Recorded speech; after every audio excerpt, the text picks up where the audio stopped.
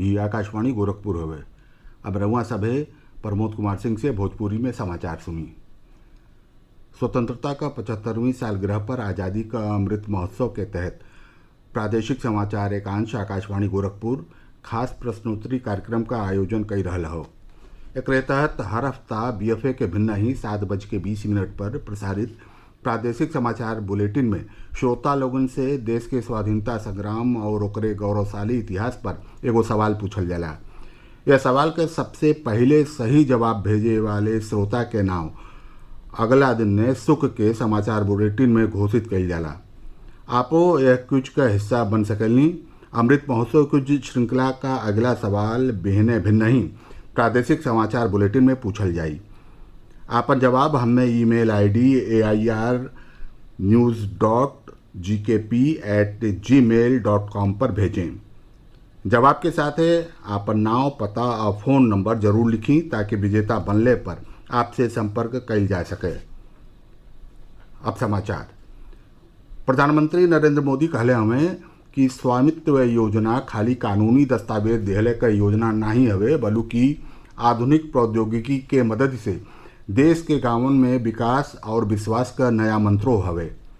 वहाँ के कहली कि पहले गांव के लोगी संपत्ति रिकॉर्ड नहीं होखला के नाते विकास बदे आपन जमीन के पुरहर इस्तेमाल नहीं कई पावत रहलें। गांव के जमीन और मकानन पर अवैध कब्जा के लेके विवाद और लड़ाई में लोगन के ऊर्जा, समय और पैसा बर्बाद होत रहे। वहाँ के कहली कि प्रधानमंत्री स्वामित्व योजना यह दिशा में हमरे गांव के भाई और बहन लोगन का बढ़हन ताकत बनी। प्रधानमंत्री आज मध्य प्रदेश में स्वामित्व योजना के लाभार्थियों से वर्चुअल जरिया से संवाद करत रहलें। श्री मोदी कहलें कि ड्रोन तकनीक के जरिए सर्वेक्षण से भारत में गांवन का विकास के नया आयाम मिली। वहाँ के कहली कि अब सरकार खुद गरीबन के दुआरे पर पहुँच रहे हो और उन्हें मजबूत कर रहे हो। स्वामित्व केंद्रीय पंचायती राज मंत्रालय का योजना हवे। एक उद्देश्य ग्रामीण क्षेत्र में रहे वाले लोगन के संपत्ति के अधिकार दिहल हो। यह योजना में गांवन में रहे वाले शहरी इलाकन के तरियन कर्ज और वित्तीय लाभ लेवे बदे संपत्ति के इस्तेमाल कर सकी हैं। यह योजना में ड्रोन तकनीक के जरिए ग्रामीण इलाकन में जमीन का सीमांकन कइल जाला। यह योजना से देश में ड्रोन निर्माण के तंत्रों के बल मिलल हवे। मुख्यमंत्री योगी आदित्यनाथ आज चंदौली में 800 करोड़ रुपया से बेसी लागत के 144 परियोजना के लोकार्पण और नींव धइलें। यह परियोजनन में 274 करोड़ रुपया के लागत से बने वाला मेडिकल कॉलेज का शिलान्यासों शामिल हवे। मुख्यमंत्री कहलें कि चंदौली मेडिकल कॉलेज के बन गईले के बाद यहाँ के लोगन के स्थानीय स्तर पर ही बढ़िया स्वास्थ्य सुविधा मिले लगी। वहाँ के कहली कि यह मेडिकल कॉलेज में 500 बिस्तरन के अस्पताल बनी और लोगन के स्वास्थ्य के विश्व स्तर के सेवा दिहल जाई। श्री योगी कहले कि उनकर सरकार ये सुनिश्चित कैले हवे कि विकास के योजना का लाभ समाज के सज्जो वर्ग के बिना कोनो भेदभाव के मिले। प्रदेश में कोविड रोधी टीका लगौले का कार्य तेज गति से चली रहा हो। राज्य में अबले 11 करोड़ 17 लाख से बेसी टीका लगावल जा चुकल हवे।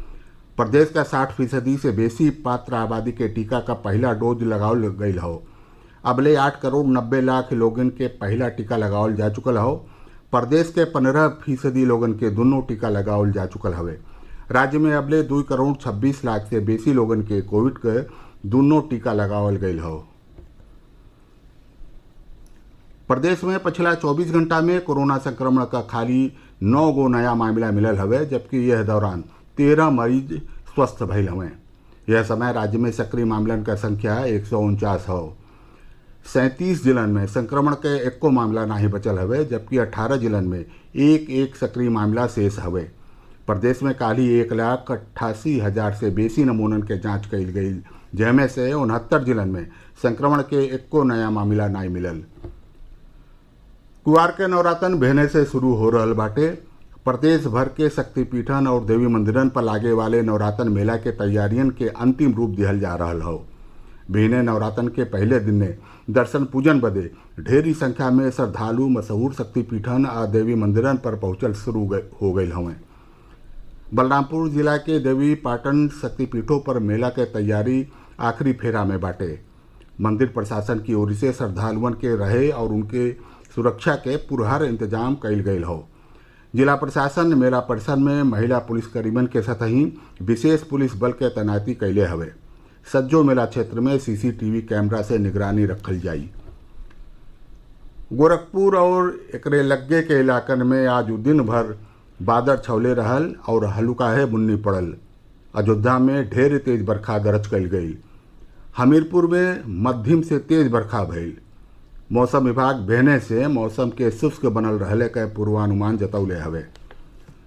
एकरे सतही भोजपुरी समाचार पूरा भइल। नमस्कार।